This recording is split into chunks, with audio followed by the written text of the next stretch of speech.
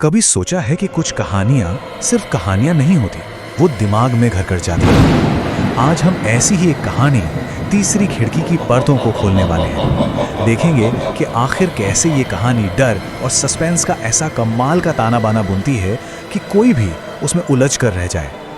और कहानी की शुरुआत ही होती है इस एक लाइन से, जो अपने आप में सब कुछ कह देती है। सोचिए, ये सिर्फ एक चेतावनी नहीं है ना? ये तो एक तरह का खौफनाक वादा है, एक ऐसा वादा जो पूरी कहानी की नींव तैयार कर देता है। तो चलिए कहानी के पहले हिस्से में चलते हैं। यहाँ हमारी मुलाकात होती है उस घर से जिसमें है 3 खिड़कियाँ। और हाँ, एक ऐसा नियम है जिसे तोड़ने के बारे में कोई सोच भी नहीं सकता। यहीं से सारा खेल शुरू होता है। कहानी हमें लेकर जाती है एक पुराने शहर की आखिरी गली में। सोच कर ही अजीब लगता है ना? ये जगह ही ऐसी है जो बाकी दुनिया से एकदम कटी हुई है। और यही तो कमाल है, ये लोकेशन अपने आप में एक कैरेक्टर बन जाती है। एक ऐसी जगह जहां अगर कुछ हो गया तो मदद के लिए कोई नहीं आने वाला। और अब आता है वो नियम, बड़ा सिंपल सा है। पहली खिड़की रोशनी के लिए, दूसरी हवा के लिए, सब कुछ एकदम नॉर्मल। और तीसरी को कभी नहीं खोलना है। देखा, कहानीकार ने यहाँ कितना स्मार्ट साइकोलॉजिकल गेम खेला है। 2 नॉर्मल चीजें बताकर तीसरी मना की हुई चीज को इतना ज्यादा खास बना दिया कि दिमाग बार बार उसी के बारे में सोचता है। मनाही ही असल में सबसे बड़ा बुलावा बन जाती है। और बस डर का बीज तो यहीं बो दिया गया। तो अब इस स्टेज पर एंट्री होती है हमारे मेन कैरेक्टर की, आदित्य की। और जैसे ही वो इस घर में कदम रखता है, असली दिमागी खेल शुरू हो जाता है। क्योंकि ये घर सिर्फ ईंट और पत्थर का मकान नहीं है, ये एक जाल है। हॉरर कहानियों का ये क्लासिक फॉर्मूला है, लेकिन हमेशा काम करता है ना? एक नया इंसान और एक पुरानी राजों से भरी हुई जगह। हम सब आदित्य के साथ ही उस घर में पहली बार जा रहे होते हैं, तो जो उसका डर है वो धीरे धीरे हमारा डर भी बन जाता है। यहाँ कहानी सस्ते जंप स्केयर से नहीं डराती, नहीं, ये डर को बहुत धीरे धीरे परत दर परत बनाती है। हर रात एक ही समय पर वही अजीब घटनाएं। सोचिए, पहली रात घड़ी ठीक 2:17 पर रुक जाती है। फिर हर रात तीसरी खिड़की से खुरचने की आवाज, एक हल्की सी फुसफुसाहट। एक हफ्ते बाद क्या हाल होगा? आदित्य की नींद पूरी तरह उड़ चुकी है और अब वो तय कर लेता है कि इस आवाज की जड़ तक पहुंचकर रहेगा। ये एक तरह का मेंटल टॉर्चर है जो आदित्य को तोड़ रहा है और हमें भी उसके साथ बेचैन कर रहा है। और ये टाइम 2:17, ये कोई ऐसे ही रैंडम टाइम नहीं है।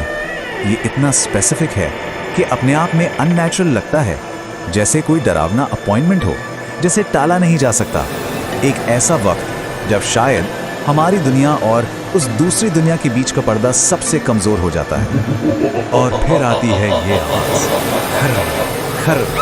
सिर्फ इन शब्दों से ही हमारे दिमाग में वो आवाज बनने लगती है। यही तो हॉरर का कमाल है, जो चीज दिखती नहीं उसकी आवाज कहीं ज्यादा डराती है। हमारा दिमाग खुद ही सोचने लगता है कि आखिर खिड़की के उस पार ऐसा क्या है जो इतनी बेताबी से अंदर आना चाहता है। और फिर वो खुरचने की आवाज एक फुसफुसाहट बन जाती है, खोल दो। अब ये सिर्फ एक अनजानी आवाज नहीं रही, ये एक सीधा सीधा इनविटेशन है। अब डर सिर्फ बाहर मंडरा नहीं रहा है, वो आदित्य को अपनी तरफ खींच रहा है। ये उसके विल पावर का असली टेस्ट है। तो अब हम पहुंचते हैं कहानी के क्लाइमैक्स पर, वो पल जहां सब कुछ बदलने वाला है। आदित्य का सब्र अब जवाब दे चुका है, वो उस राज का सामना करने के लिए तैयार है। लेकिन खिड़की के उस पार उसे जो मिलने वाला है, उसका अंदाजा शायद ही किसी को हो। और ये है वो पल जब डर पर जिज्ञासा जीत जाती है। कांपते हुए हाथों से आदित्य आखिरकार वो कुंडी खोल ही देता है। वो एक नियम जो शायद उसे अब तक बचाए हुए था, वो तोड़ने जा रहा है। बस इसी एक पल में उसकी किस्मत का फैसला होने वाला है।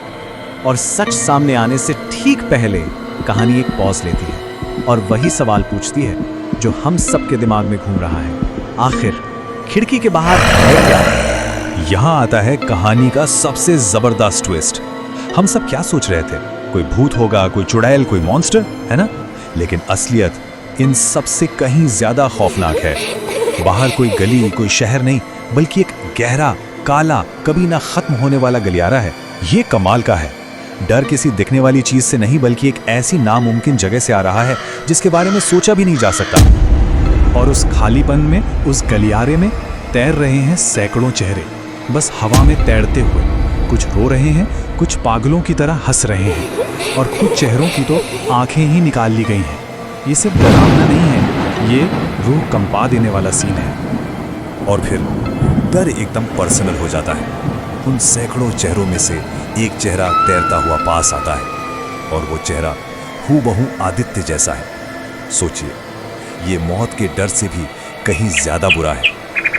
ये अपनी पहचान खोने का डर है, अपने वजूद के मिट जाने का डर है। और वो चेहरा कहता है, अब मेरी बारी है।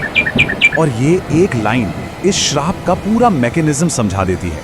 ये श्राप मारने के बारे में है ही नहीं, ये तो रिप्लेसमेंट का खेल है, एक की जगह दूसरा ले लेता है। लेकिन रुकिए, कहानी अभी खत्म नहीं हुई है, बल्कि असली खौफ तो अब शुरू होगा। कहानी का आखिरी हिस्सा हमें बताता है कि उस रात के बाद हुआ क्या, और ये श्राप, ये साइकिल कैसे हमेशा चलता रहता है। अगली सुबह आदित्य अपने कमरे में बैठा मिलता है, एकदम शांत और मुस्कुराता हुआ। जरा सोचिए, इतनी भयानक रात के बाद ये शांति, ये खुद अपने आप में सबसे डरावनी चीख है। ये पहला इशारा है कि कमरे में जो बैठा है वो अब आदित्य नहीं है। और कहानी का सबसे बड़ा, सबसे चिलिंग खुलासा सिर्फ एक नंबर में छिपा है, 4। क्योंकि आदित्य के कमरे में अब 3 नहीं बल्कि 4 खिड़कियां हैं। मतलब उस कमरे की असलियत ही बदल चुकी है। ये इस बात का पक्का सबूत है कि जो भी हुआ वो कोई वहम या सपना नहीं था। उस दूसरी दुनिया ने हमारी दुनिया में अपनी एक परमानेंट निशानी छोड़ दी है। और कहानी का अंत हमें वापस शुरुआत में ले आता है। बस फर्क इतना है कि अब एक खिड़की ज्यादा है। श्राप का सर्कल पूरा हो चुका है। जो शिकार था अब वो शिकारी बन गया है। और अब रात के ठीक 2:17 पर चौथी खिड़की से एक नई फुसफुसाहट आती है, खोल दो। और कहानी हमें इसी एक सवाल के साथ छोड़ जाती है कि अब अगला कौन होगा।